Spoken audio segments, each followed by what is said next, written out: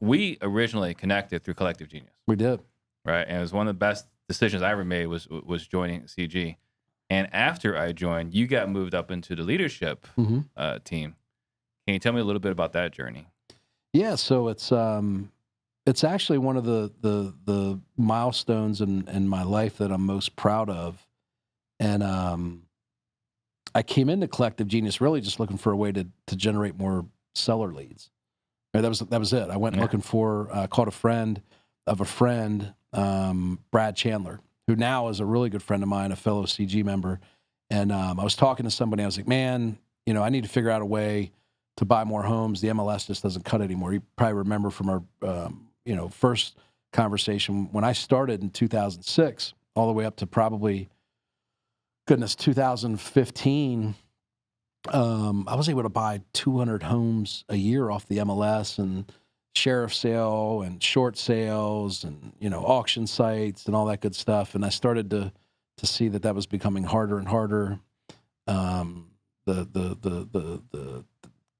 Profits were getting compressed, and so I'm working twice as hard, making less money. Generally, just not my favorite thing. Right. And got introduced to CG. Went to the first meeting. I was like, this is the place for me. They had direct mail providers. They had sales trainers. They had PPC guys. They had Facebook. And I was like, dude, this is like a buffet of bucks here. Like, you just walk in and pay your $30,000 a year and you make 300. This is an awesome deal. Yeah. I was like one of the guys, right? I was hanging out.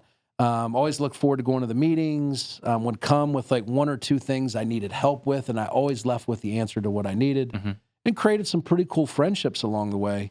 But as I was in CG, I was going through, these other sort of seasons of my business where I needed to hire a COO, and I needed to become a better leader, and I needed to develop my people better. So as I'm developing as a leader, the Eric that showed up at CG looked a little bit different, right? From being one of the guys to being someone that might present on something that was impactful and maybe it more advanced than what other people were experiencing. And it was simply because of the success that I was having with the people that I was able to get to come work for me. And then I was able to create an atmosphere where they didn't want to leave. And it allowed me to be able to speak on that. It's like, hey, I've gone through this. Like, one thing people always talk about in our business is like the instant they get to a place to where they have some money, they want to go hire a COO. Right? And it's like, first of all, there's a difference between an integrator and a COO. Most people's business need an integrator. The way that I see it is integrator, not so much leadership responsibility. COO, bunch of leadership responsibility. So I would tell you to get crystal clear on which one of those you need. If you plan on still being in the business and being involved in leadership, you can hire an integrator. If you want to step away a little bit, right, to go do other projects or maybe just to disconnect from the business, you need a COO. They cost two different prices, and they're two different people, right? But what happened is I was able to talk about that journey with people, and I was becoming a better leader. And CG said, hey, listen, we've kind of watched you evolve from this guy that, came in looking for leads to now people kind of look to you for advice when it comes to sort of all things real estate and leadership and business. And they invited me to be a facilitator, which means we run a room of 30 people that are there to get the most out of a meeting. It's a huge responsibility. And turns out I love it. I think I'm pretty good at it. It's given me the opportunity to speak on that main stage, which you've been arm in arm with me, and we delivered probably what I would say one of the top 10 like non-keynote presentations in the last 5 years that I've been around, where we encouraged 200 people to get out their cell phones and get active on social media. And that meeting, people were coming up to us like, dude, I just bought a 16-unit apartment building off that Facebook post. It's crazy. Rob Neidlinger now, right? That guy was like not on social media. We talked about him as a case Instagram study. now. And he's all over TikTok. He's up to like 12,000 followers. And he's awesome. really good at it. He is. And when we first talked to him, he said, oh, dude, I don't really like to do it now. He's all over my For You page. Yeah. So it has been life-changing for me, being part of the group and then being asked to be part of the leadership team has introduced me to a mentor style relationship with people in this real estate community.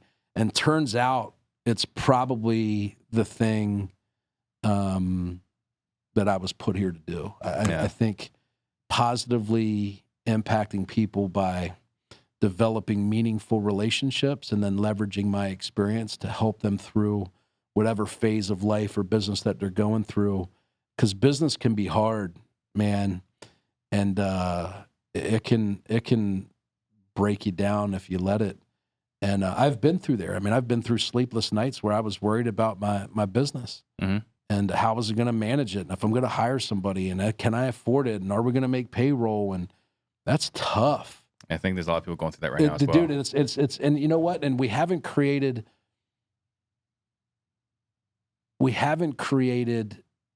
an atmosphere to where it's okay for people to talk about that. Mm-hmm. Like, it's a bunch of entrepreneur, super assertive people. Outside of CG, I've never seen a place. But I was at the last Collective Genius, which, I mean, you got to figure this is back in June? Mm-hmm. It's literally when, like, stuff was popping off. Yeah. Rates were skyrocketing. Fuel prices are through the roof, right? We're, like, smack dab in the middle of Build Back Better, right?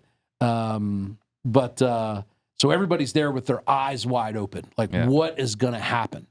There was so much attention at that meeting. Everybody was on the edge of their seat.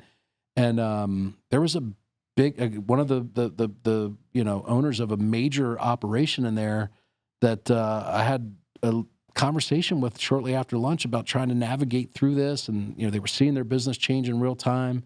And at the end of the meeting, I turned around and he came up to me and he dropped his book bag and he hugged me. 6'3", 6'4", 50-year-old man. And he just sobbed. And I was like, whoa. What's going on? And he just, after he hugged me, he's like, man, just thank you so much. Like, I was just so, distraught about what I was going to do. And I just feel better. Like, everything's going to be okay. And he's like, will you talk to me once a week or so between now and whenever I feel better? And I was like, absolutely. Yeah. And, it's just, so for me, that was the thing. Like, at the end of that meeting, it was probably the most anxious I've ever been to show up to a CG event because I knew how much it meant to people. The market was changing in real time. It felt like 2008. It felt like COVID when it first hit and nobody knew what was going to happen. And for a business owner, I mean, I remember when they shut my business down in Pennsylvania, I was scared to death. Yeah.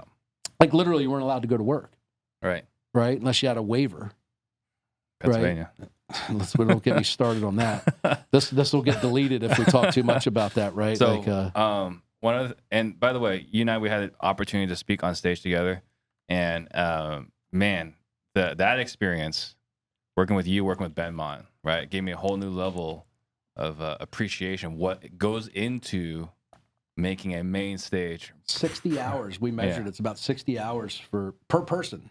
Yeah. Right? So 60 man hours to prepare for one of those presentations. We spent a ton of time on that. Yeah. But it was awesome. So since then,